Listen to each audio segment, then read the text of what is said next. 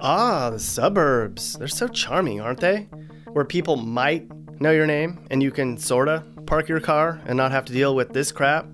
Kinda. Mostly. In case you aren't watching the news right now, the US population is leaving the big city life and heading in this direction. Now, we go through phases when it comes to migration patterns, so this isn't new. In the 50s, after World War II, tons of Americans fled cities, bolstered by cheap home loans. In the late 60s, when highways exploded and violence in big cities got all bad, we saw a big exodus into the suburbs then too. We're currently right in the middle of another shift. Today, I'm going to talk about the places you can move to if you want to get out of the big city. And if you must live in a big city, I'll give you a list of the big cities you should avoid at all costs. Let's get started. I hate the city. I hate my city. It sucks so bad here. I'm tired of all of the BS. This place is a big mess. If I have to stay in this place, I'm gonna lose my mind, I swear it. Okay, before we begin, I'm gonna briefly go into the reasons why big cities are losing their favorability. Now, first of all, the cost of living is not making it easy for families to live here anymore, obviously. Gentrification and modern improvements have made urban cities really expensive. And crime is going up now too. Big cities are more dangerous now than they've been since crime had fallen by half since the 1990s. In some places now, it's outright chaotic. And then there's the health crisis, which has meant having a lot of people packed into one place is a bad idea. Now, companies are now letting people work from home, making big cities unnecessary. 2/3 of employers said they expect to move a lot of work online in the future. Now, all of this chaos and high cost of living is forcing people raising families to leave. Both middle-class and white-collar professionals are sick of it. And even millennials are part of the big city flight. They're leaving big cities for greener, less expensive pastures too. Many of them said that they originally took jobs in big cities, but then realized they didn't want to live in them. Anyways, all of this shows up in the actual data, in the polling, and coming straight from people being interviewed on the streets every day. Now let's get to the places where you should move, because that's the real reason you're here, right? Moving a family is a complex task, but the main things to consider are safety, taxes, cost of living, traffic, and schools. Basically, more land, more space, more free time, and a better quality of life. And our first stop takes us to... This is the land, the Idaho land. Here the beauty of her mountains, the magnificence of her forests, and the splendor of her waters, all in one view of Lake Pend Oreille. Okay, that's a little bit outdated, but you get the point. Idaho's the Wild West. Well, not really wild anymore, but it's west. Now, I know I harp on this a lot, and Idaho people are probably going to hate me by now, but this is a great option for people fleeing big cities, especially people on the West Coast. The cost of living is still super low, and you don't have all the low-income crime drama here. In fact, they don't put up with that crap here. It's actually one of the last untapped places where middle and upper-class families can relocate and still make a great life. Now let's add a little perspective. Let's compare Idaho's education to a large US city that everyone's leaving, Cleveland, where 40,000 people left in the last decade. In Cleveland, the graduation rate for high school kids is somewhere around 75%, which might sound lousy, but that's way better than it was even a decade ago when it was closer to 60%. Idaho's kids graduate at an 83% rate, which isn't stellar, but it's better. And the kicker? Idaho's 7th graders get $4,100 to spend however they want, like summer classes or AP prep, not on video games. However, there's tons of people moving here right now, and Idahoans are getting sick of new people who bring their drama with them. So don't take your drama to Idaho, people. Here where the trees are green, the skies are blue, the streams are swift. They're all here awaiting you when you answer the call of Colorado. Remaining out west, we're going to answer the call of Colorado. They're calling in everyone these days. It is one of the fastest growing states in the country for a reason.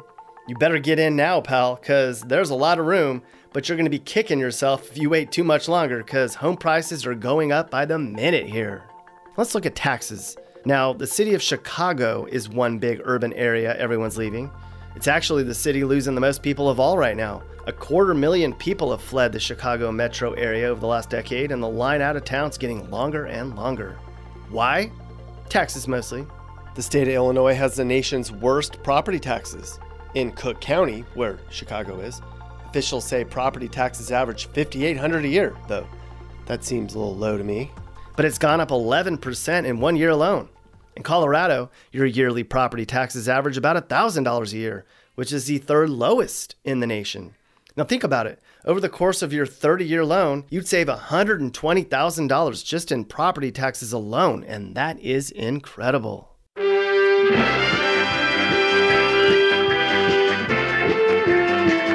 Good choices here would be the Denver metro area, but it's getting the crowdedest here. Is that a word? Colorado Springs is great, but ultra-conservative. Now, there's small mountain towns all over, but for jobs, that might be tough. Anyways, you'll figure it out. I can't do all the work for you, can I?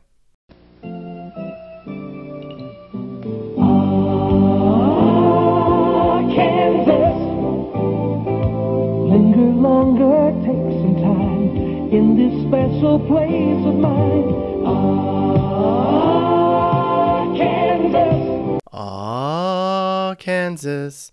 Okay, I won't even try to sing that because you guys know I can't sing, at least in your opinion. So what about Kansas? Would you consider it? I mean, it is the new jam for people fleeing large ghetto cities in the Midwest. Way out here in the land of sunflowers and prairie grass, you could raise a family right and not have to sit in traffic all day long to do it. And talk about cheap, boy, are they trying hard to get people to move here.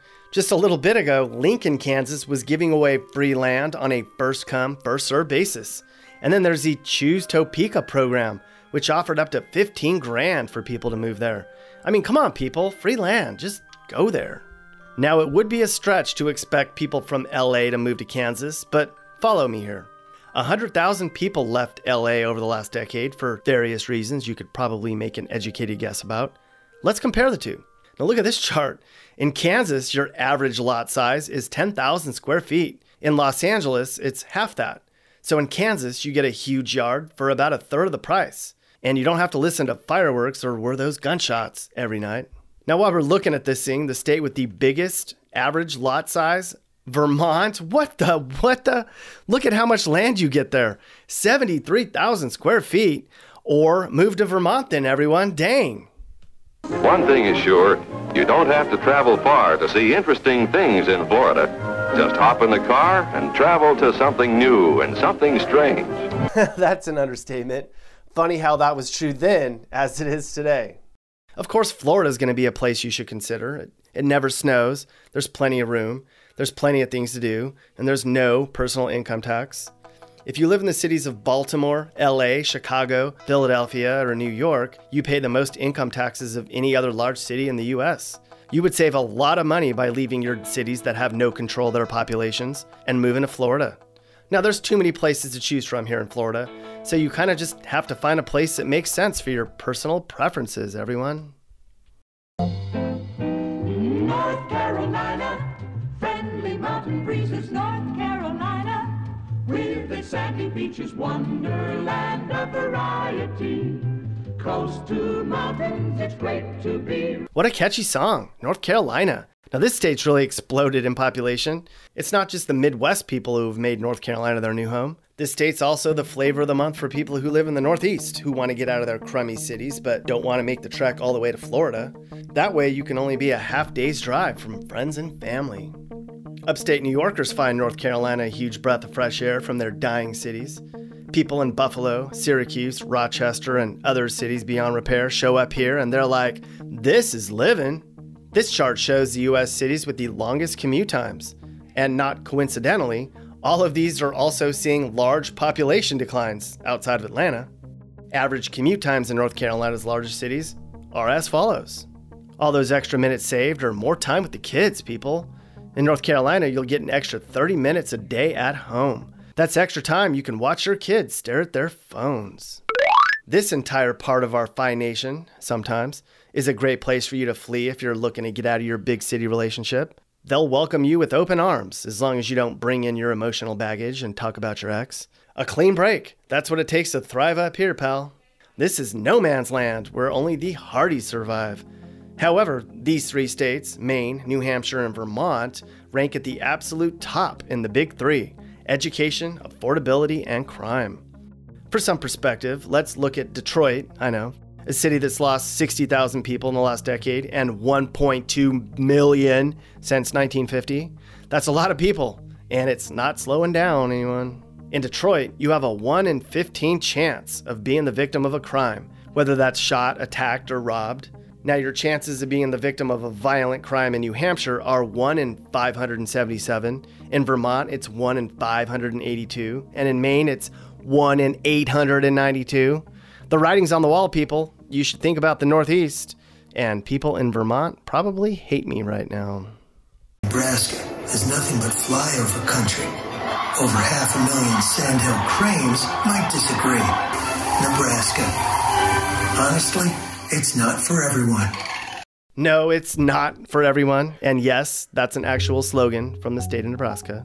Of course it's not for everyone. Like Kansas, it's pretty boring here. But that means your kids probably likely won't be influenced to do bad things, nor will you have as many homeless people harassing you for money that they will then use to do bad things themselves.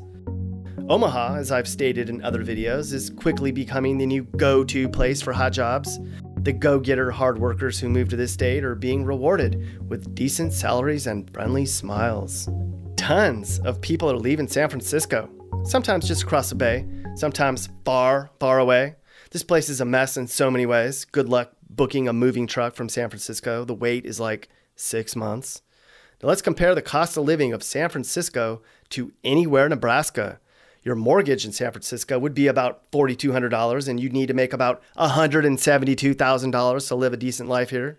In Nebraska, your mortgage would be $799. What the hell? And you'd only need to earn about $58,000 to be comfortable. That means if you move to Nebraska, daddy can run off and do a job he hates while mommy gets to stay home and stare at Facebook all day long. JK, she's cleaning and taking the kids to school, of course. And there's a huge difference in the cost of childcare, too. In San Francisco, it costs $2,000 a month per kid. In Nebraska, it's $0 because mommy's home. Look at her go. She cleans so thoroughly. If you could look out at these lush Texas vineyards through Italian arches, if there were a way to see these rugged Texas mountains from an Australian train, then you'd know why we say Texas is like a whole other country. Okay, so that's a little over the top, but why not Texas? I mean, everyone else is moving there. There's a ton of jobs here, and it's still pretty affordable. Texas has something for everyone. Small, quirky villages, awesome, safe suburbs where soccer moms wear yoga pants. They have ghost towns, and even a place called Dish, Texas, where you get free Dish TV if you move there. That's right. Everybody in this teeny town outside of Dallas gets free TV, and no, that was not a paid endorsement. And if free TV isn't worth moving to, well, then you should probably just stay where you are and continue to suffer day after day.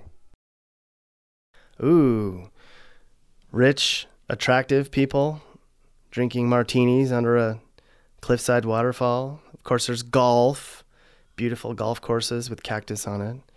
Awesome Mexican food. Hopefully that's a great burrito that you can pick up with your hand. Oh, awesome fancy people drinking champagne, and a cactus, and a guy riding on a horse with a buggy. Arizona, Evergrande. Actually, wow, there's nothing else you need to say? Move to Arizona? Arizona isn't just another place for people to retire in. That's right, Mappy. There's a lot of younger, more progressive people moving here now, so it's a great mix of people. They have cheap avocados there. That's right, Juan. The average cost of avocados in Arizona is off the chain. No, seriously, people. Arizona is the third most popular destination for families looking for a better life. They have a great economy. It's still pretty cheap, and you don't have to shovel snow anymore. And that is way more underrated than you know if you live in a cold, gray, miserable place. Of course, if you're that sick to death of American big city drama, you could always just leave. We would never recommend you move to Mexico, but Canada's a good choice. I don't know if they'll necessarily embrace you up there, but who cares? You're an American. Why do you care what anybody else thinks anyways? Only 10,000 or so Americans moved to Canada permanently last year? That seems low. But anyways, Canada's been opening its borders up to immigrants more and more. In order to combat an aging population and to kind of jumpstart its economy, they're taking them in more up here. To move there, just Google "how do I move to Canada" and you'll get a simple list that includes learning English and not being a criminal. and other things. It's actually not very easy, I guess. But if you're a good person and you have a good job and promise to love hockey and don't mind freezing and getting taxed to death, maybe this is the place for you. Canada, everyone. And those are our choices for you to leave if you hate the big American city life, people. Now keep in mind, there's going to be some potential caveats to relocating. You might find your employer will pay you your local salary if you move, meaning sometimes you won't make a San Francisco salary on an Omaha budget. And you might not have as many fun things to do if you move to a more rural destination. And some of these places aren't as diverse as you're used to, but that huge stress relief is worth it. Quality of life, people. Before we leave, we should give you a short list of big cities you should not move to. If you have to live in a big city, avoid these big cities at all costs. They are likely not going to be a place where you will be happy for a longer period of time. Now, big city people tell you you're going to be bored, your job potential is much smaller, your kids are going to be sheltered. But when you can have this versus this, is there a choice anymore? Let's face it, folks, big city dwellers are no longer captive audiences. We have power and we're moving away, and we are not looking back. And that is the end. Keep raising rent and keep throwing fits. That's dumb. I can't ever sleep and can't be a damn sheep no more. Bye, bye, I'm gone. I'm off to a new place, one where I can live, right where I can thrive. Bye, bye, all the crime. It's my time. I hate the city. I hate my city. It sucks so bad here. I'm tired of all of the BS. This place is a big mess. If I have to stay in this place, I'm gonna lose my mind, I swear it. I hate the city. I hate my city. It sucks so bad here. I'm tired of all of the BS. This place is a big mess. If I have to stay in this place, I'm gonna lose my mind, I swear it. If I have to stay in this place, I'm gonna lose my mind, I swear it. Hey guys, if you learned something new or you just like this video, make sure to like it. And if you really like this video, make sure you hit that subscribe button so you get all of our videos about what it's like to live in different places in America.